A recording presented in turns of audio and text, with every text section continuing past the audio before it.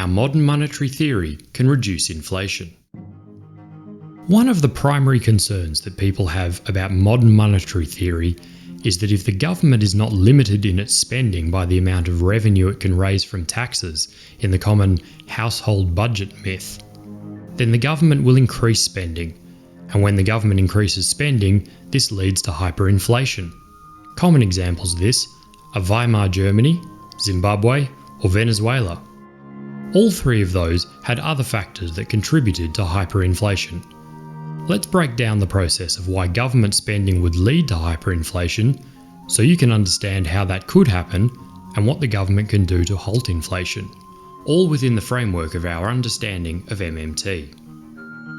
We have established in a previous video that a federal government that has its own currency creates that currency, and so can never run out of its own money. The method of currency creation is via government spending. When the government pays its employees or purchases goods or services from companies or citizens, then it electronically creates the money required to cover the cost, and money is created into the economy. The risk is that if this happens too much, there will be an oversupply of money in the economy, and an individual unit will lower in value because the money is so abundant. While this can and has happened, there's a specific constraint that is being left out of the equation. Let's use an example to illustrate this.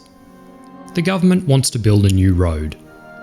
They do not have financial constraints now that they understand MMT, but they do want to get it done quickly. In order to do this, they purchase every single unit of concrete in the country. Having depleted the entire supply of concrete, the private or non-government sector will realise there's nothing left for them to use.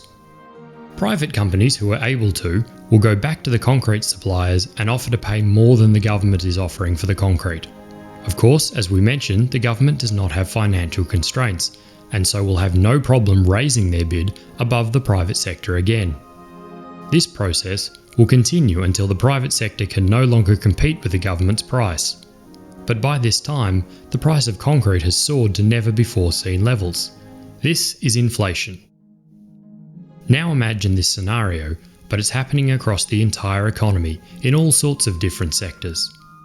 This is how we can see that hyperinflation can get out of control if the government is not limited in its ability to create money.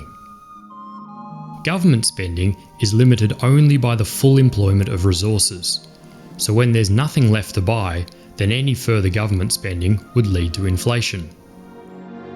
Fortunately, as we have also learned previously, where government spending is the creation of money, taxation is the removal of money from the economy. So the government has a tool available to counter inflation. Let's see that scenario again. The government tries to buy all of the concrete in the country, then the private sector tries to outbid the government for use of that resource. Only this time, instead of entering a bidding war until the price of concrete gets out of control, the government can simply impose a tax on the private companies, removing their ability to compete with the government in a bidding war.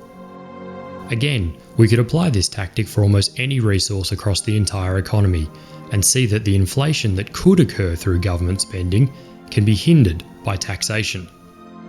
So let's hope the government never needs to buy all the concrete in the country, but at least if it does, then we can be confident that they'll have the resources available to build a road quickly without having to worry about hyperinflation.